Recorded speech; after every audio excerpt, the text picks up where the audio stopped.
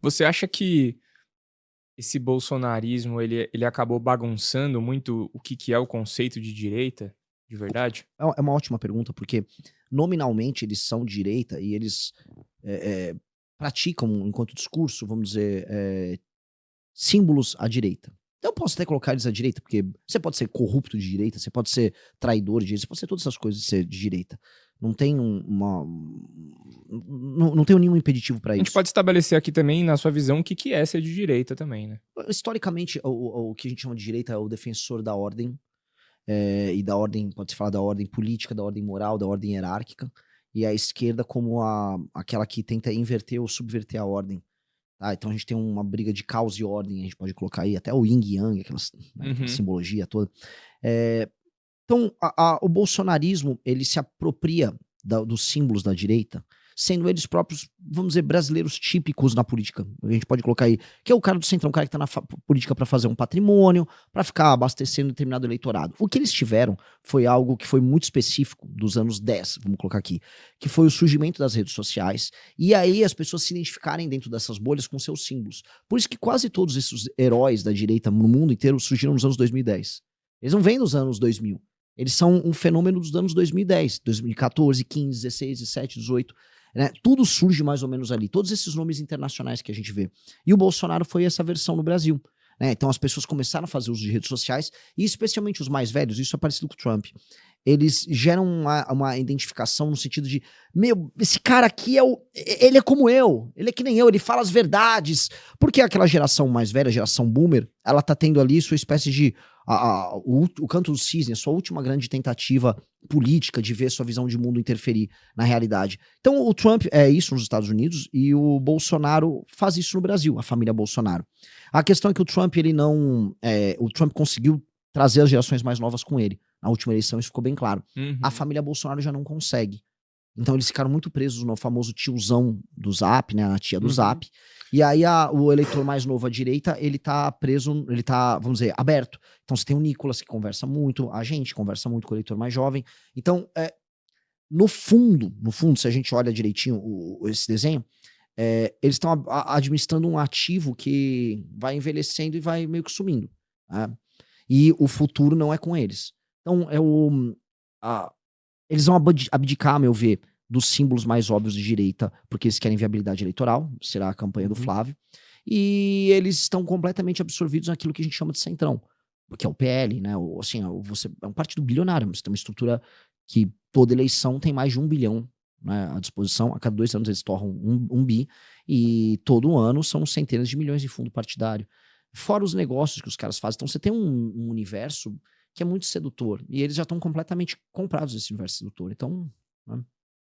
Você vê eh, que com o tempo, né, os discursos dos candidatos, essa ideologia, essa coisa mais rede social, essa coisa mais viral, você acha que a gente tem hoje um papo muito mais raso do que a gente via na política antes dos anos 10, aí vamos dizer assim, antes das redes sociais? Porque eu vejo que eles usam muito do artifício hoje de uma conversa mais fácil, né, se prendem até em pautas de ideologia, porque, cara, isso fica muito mais fácil da galera entender as coisas, né, em vez de eu conversar sobre a economia do Brasil e eu falar sobre, cara, sei lá, sobre família ou sobre a luta LGBT, fica mais fácil, né, dos índios e como que você vê isso? Você acha que o negócio foi ficando um pouco mais raso e mais indo para esse lado da ideologia mesmo? É, vamos botar assim, a distribuição da inteligência e do conhecimento ela é desigual, né? Ela é como se fosse uma pirâmide. Portanto, a internet ela permitiu que exista espaço para tudo. Então, se eu quiser procurar discussões muito aprofundadas, como não havia até os anos 2000, eu vou achar. Vou achar coisas sensacionais. Pô, você consegue no próprio YouTube, para não ir muito longe, você cavucar vídeos, pesquisas, entrevistas, debates com professores, teses novas estão surgindo, você vai encontrar. Você consegue encontrar uma cena muito viva. Agora, assim, isso aí é restrito a uma minoria no Brasil, de poucos milhões de pessoas, eu diria 1 a 2 milhões de pessoas no máximo, estourando, no mundo mais, claro. Só que aí você também, como ela é democratizante, as redes sociais, ela faz com que uma massa gigantesca de pessoas consuma conteúdo imbecilizante, né? Que é natural. As pessoas consomem conteúdo de massa. As pessoas assistem Big Brother, porque é um produto de massa. As pessoas, sei lá, vão ouvir pisadinha, coisas assim, né? Porque é um produto de massa. Sim, é fácil, né? Fácil de consumir, né?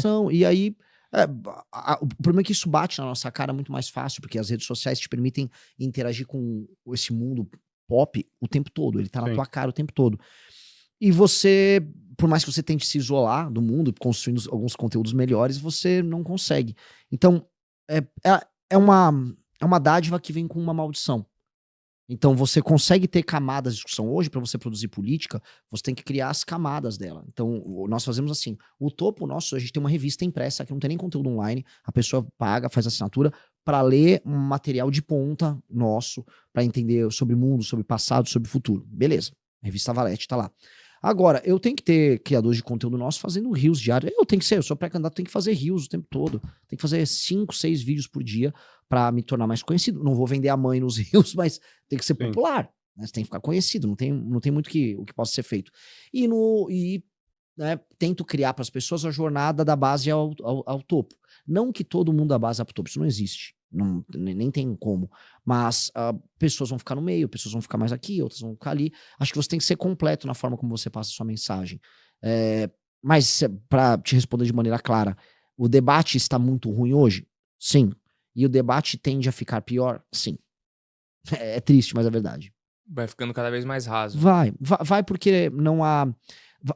Tem um problema, que é o seguinte, a política ela era um mercado fechado. É igual ao conteúdo. Vamos dar um exemplo. Antigamente você assistia as coisas na televisão. Sim. E a televisão tinha um domínio completo e ela fazia a própria grade.